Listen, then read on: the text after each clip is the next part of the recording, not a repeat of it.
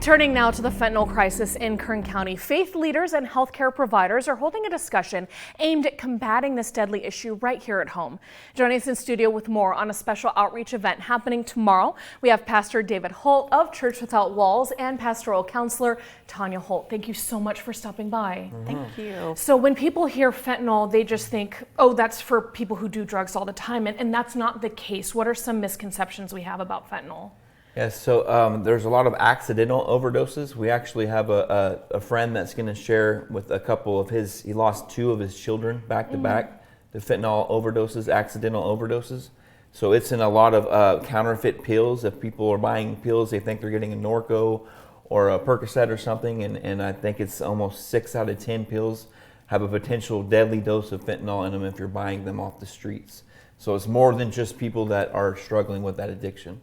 And it's everywhere. And so we hear more and more about Narcan, this miracle drug reversal, but you have to have it on you. You have to recognize the signs of an overdose, right? You have to know how to administer it. And in that fight or flight response, you may not know how to help the person. Maybe they've never touched drugs. Is this a fentanyl overdose? This is what tomorrow's outreach is all about, right? Providing that education on what to do and how to do it. It's going to be more of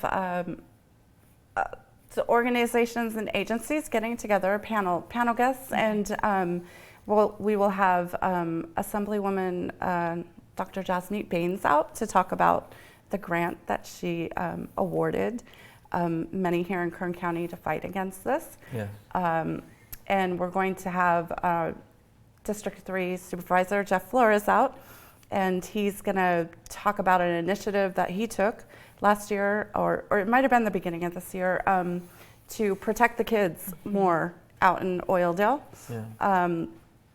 And then we have some organizations, and we have local law enforcement coming out to help us understand what the current impact is, and also talking about treatment. What are some new treatment methods happening, and are people choosing Narcan more than choosing sobriety, choosing recovery? And then we have an incredible keynote speaker from Fresno, Flint Anderson from the nonprofit Pain organization. He's been active in addiction for many years, and he helps fight along with Assembly Jim Patterson for advocating for new policies, and he'll just come out with some wisdom and some of the gaps that he's noticed in his work. He's going to talk about, so it'll be incredibly informative gathering tomorrow. I think so too. Just understanding what's happening and what our leaders are doing to combat it. If someone is struggling with addiction, they can reach out to Church Without Walls as well, right? Yeah.